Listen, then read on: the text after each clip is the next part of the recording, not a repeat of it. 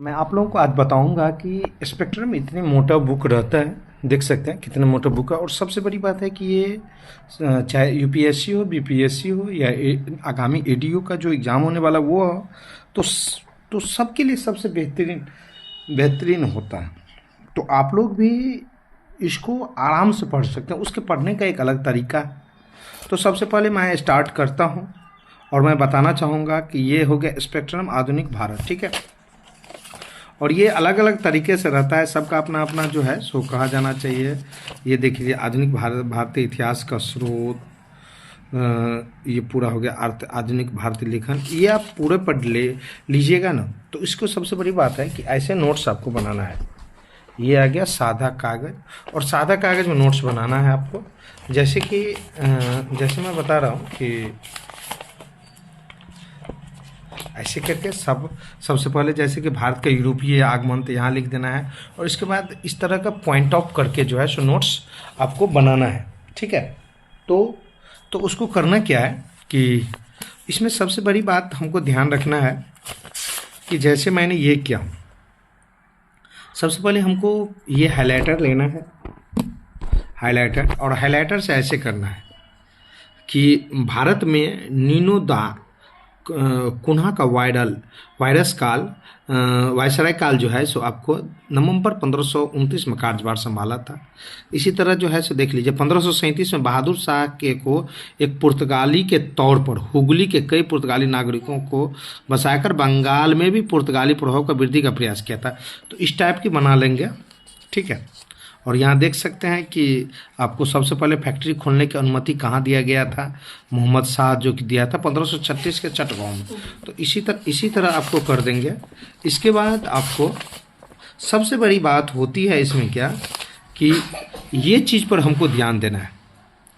ये चीज़ देख रहे हैं, ये चीज़ पर विशेष ध्यान देना है कि ये चीज़ ये सब में ऐसे सारांश टाइप का रहता है कि पुर्तगाली का उत्थान, वास्को डी गामा कालीकट की यात्रा कब किया था, 1498।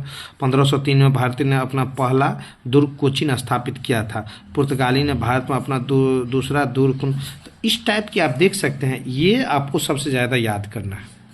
और इससे क्वेश्चन आता है वो जो बीच से रहता ही, जैसे यहाँ देखिए महाराणा एलिजाबेथ प्रथम चार्टर, ऐसे करके इसमें भी सारांशों को मैं दिखा रहा हूँ आपको।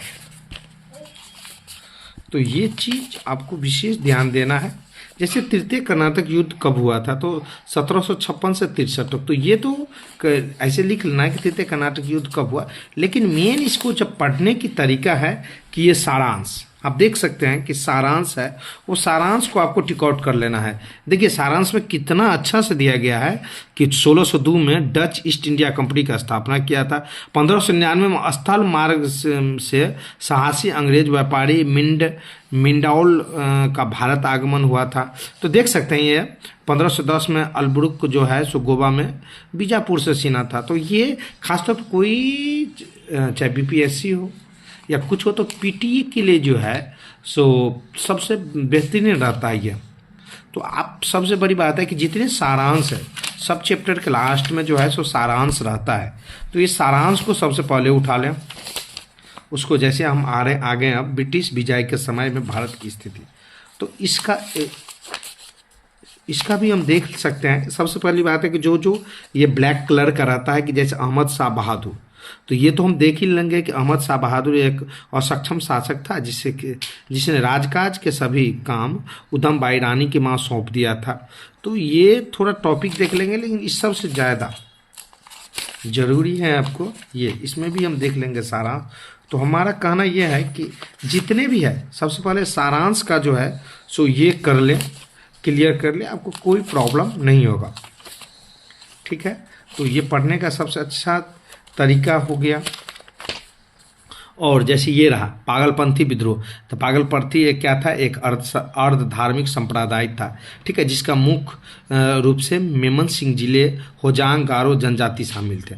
मतलब पागलपंथी में कौन कौन शामिल थे, तो ऐसे करके तो फयाजी विद्रोह, कोलियो विद्रोह, कुग्र विद्रोह। तो ये ब्लैक कलर का जो रहता है ना सो पूरा करना है।